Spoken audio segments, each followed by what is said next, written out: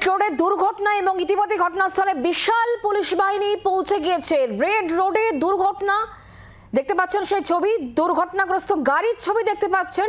এই মুহূর্তে ঘটনাস্থলে বিশাল পুলিশ বাহিনী রয়েছে। অর্কদীপ্ত মুখোপাধ্যায় এই মুহূর্তে আমাদের সঙ্গে রয়েছেন প্রতিনিধি টেলিফোন লাইনে। অর্কদীপ্ত, ঠিক কি হয়েছে, কিভাবে দুর্ঘটনা?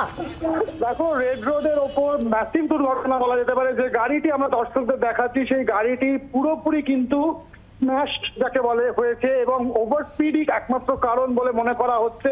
তবে এখনো ঠিক কতটা স্পিডে গাড়িটি ছিল সেটা অনুমান করা যায়নি বা সেটা এখনো ডিসাইড করা যায়নি। এই মুহূর্তে গাড়িটিকে কলকাতা পুলিশের তরফ থেকে টো করে নিয়ে যাওয়া হচ্ছে।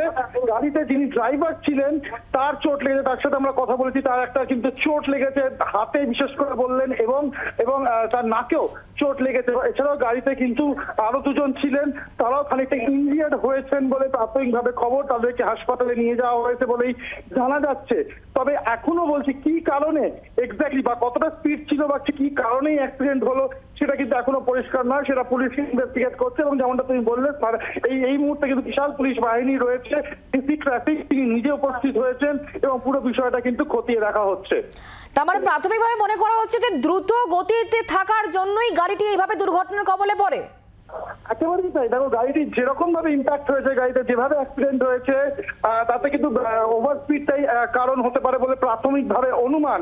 এবং যেভাবে গাড়ির স্টিয়ারিং থেকে শুরু করে সেফটি গিয়ার, সমস্ত সেফটি বক্স বা গিয়ার বক্স সেগুলো ভেঙে গেছে।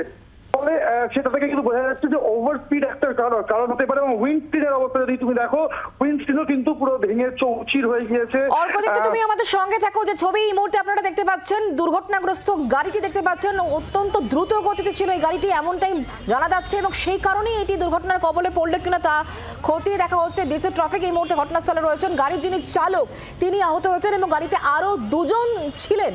প্রাথমিকভাবে যেটা মনে করা হচ্ছে যে অত্যন্ত গতিতে ছিল এই গাড়িটি, সে কারণেই নিয়ন্ত্রণ হারিয়ে এই গাড়িটি দুর্ঘটনার কবলে পড়ে।